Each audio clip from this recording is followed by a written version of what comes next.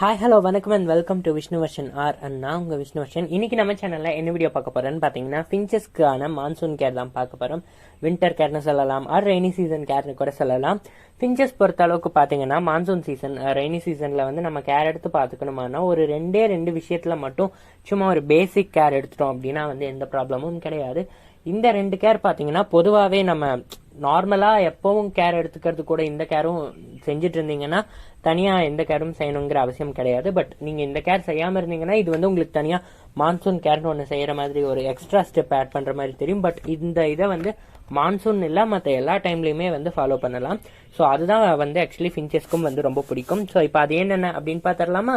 First வந்து பார்த்தீங்கன்னா கேஜை வந்து நல்லா க்ளீனாக மெயின்டைன் பண்ணணும். ஏன் கேஜை க்ளீனாக மெயின்டைன் பண்ணணும்னு உங்களுக்குலாம் டவுட் வரும். ஃபின்ச்சஸ் பார்த்தீங்கன்னா ரொம்பவே ஒரு ஹைஜீனிக்கான பேர்ட். நல்லா ஒரு நாளைக்கு 2-3 தடவை குளிச்சுட்டு ரொம்பவே ஹைஜீனிக்காக இருக்கும்.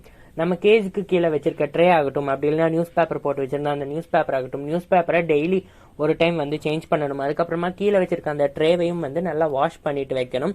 தென் அதுக்கப்புறமா டெய்லியுமே ஃபின்ச்சஸ்ல இருக்க தண்ணியை வந்து சேஞ்ச் பண்ணணும். தெனை பார்த்தீங்கன்னா நம்ம தோலோடு இருக்க தனை தான் வச்சிருப்போம். அது வந்து அந்த தோலை உரிச்சிட்டு தினையை சாப்பிட்டுட்டு அந்த தோல் எல்லாமே பார்த்தீங்கன்னா அந்த திணை பாக்ஸில் தான் இருக்கும்.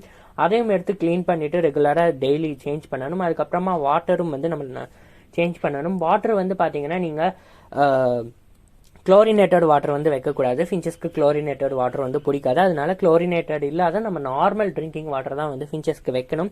கேஜை வந்து முடிஞ்ச அளவு க்ளீனாக மெயின்டைன் பண்ணிட்டு இருந்தோம் அப்படின்னா தான் வந்து ஃபின்ச்சஸ் வந்து ஹெல்த்தியாக ஹாப்பியாக இருக்கும்.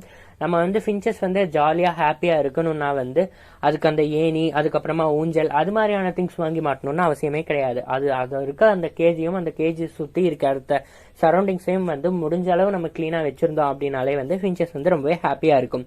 தென் நெக்ஸ்ட் பார்த்தீங்கன்னா ஓவரா குளிரும் போது அப்படி இல்லைன்னா மலைசாரல் அடிக்கும் போது முடிஞ்சா மலைசாரல் அடிக்காத ஒரு இடத்துல வந்து வச்சிருங்க. அப்படி இல்லைன்னா வீட்டுக்குள்ள கூட நம்ம நைட் எடுத்து வச்சுக்கலாம்.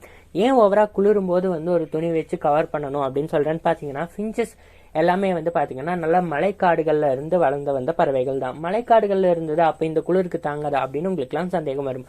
மலைக்காடுகள்ல இருந்து அந்த மலைக்காடுகள்ல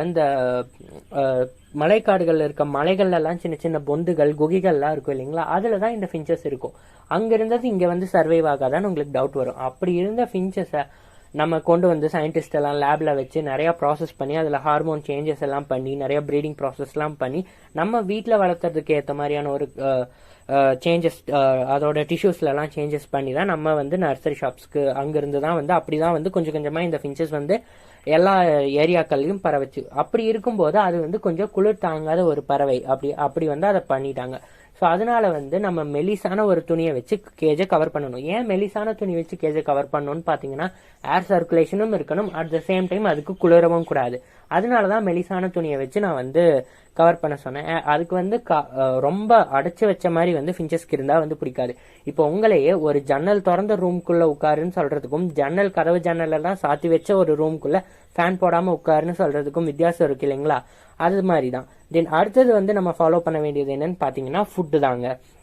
ஃபுட்டில் என்ன புதுசாக ஃபாலோ பண்ணணும்னு பார்த்தீங்கன்னா இந்த மான்சூன் சீசன் மழை காலங்களில் பார்த்தீங்கன்னா நம்ம வந்து திணை மட்டும்தான் வைக்கணும். எக்ஸ்ட்ராவாக வைக்கக்கூடிய கேரட், அதுக்கப்புறமா கொத்தமல்லி இலை ஆகட்டும், எதுவுமே வந்து எக்ஸ்ட்ரா ஃபுட்ஸ் எதுவுமே வைக்கக்கூடாது. திணை மட்டும்தான் வந்து நம்ம ஃபாலோ பண்ணணும். அதுவும் தண்ணியில் வந்து பார்த்தீங்கன்னா முடிஞ்ச அளவு கொஞ்சம் வார்ம் வாட்டர் வைங்க. ஒரு 30 செகண்ட்ஸ் தண்ணியை சூடு பண்ணோம்னா ஹை ஃப்ளேமில் 30 செகண்ட்ஸ் தண்ணியை சூடு பண்ணும்போது எந்த அளவு ஹீட் ஆகுமோ அந்த அளவு ஹீட்டான தண்ணி வைக்கலாம்.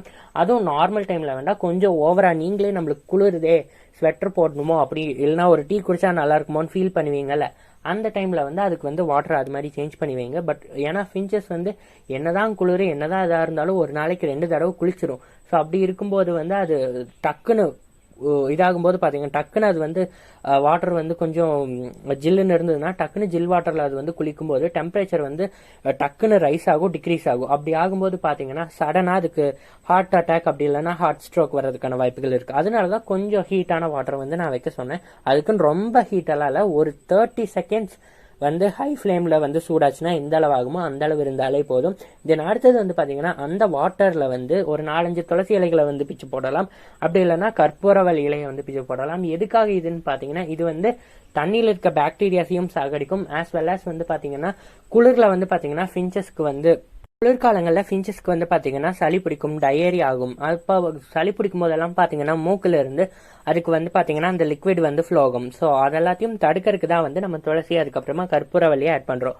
இந்த துளசி கற்பூரவல்லியை வாரத்துக்கு ஒரு 3 தடவை ஆட் பண்ண போதும். இது வந்து துளசி கற்பூரவல்லி ஆட் பண்ணுன்னு சொல்லிட்டு நீங்க நிறைய ஆட் பண்ணிட்டீங்கன்னா ஃபின்ச்சஸோட டேஸ்டி பட்ஸ் இருக்கு இல்லைங்களா, அதாவது ஃபின்ச்சஸ்க்கு வந்து அது தென சாப்பிடும்போது நம்ம தென சாப்பிட்றோம்னா அந்த டேஸ்ட் மூலமா அது கண்டுபிடிச்சிக்கும். நம்ம எப்படி சாப்பிடும்போது இது சிக்கன் பிரியாணி இது மட்டன் பிரியாணின்னு கண்டுபிடிக்கிறோம், அதே மாதிரி தான் ஃபின்ச்சஸும் வந்து சாப்பிடும்போது அது கண்டுபிடிச்சிடும். ஓவரா வந்து துளசி தண்ணீர் அதுக்கப்புறம் கற்பூரவல்லி தண்ணீர் வந்து அது எடுத்துக்கும் போது பாத்தீங்கன்னா அதுக்கு வந்து அது டேஸ்ட் அனலைஸ் பண்ற அந்த தன்மை வந்து அதுக்கு வந்து குறைஞ்சிரும்.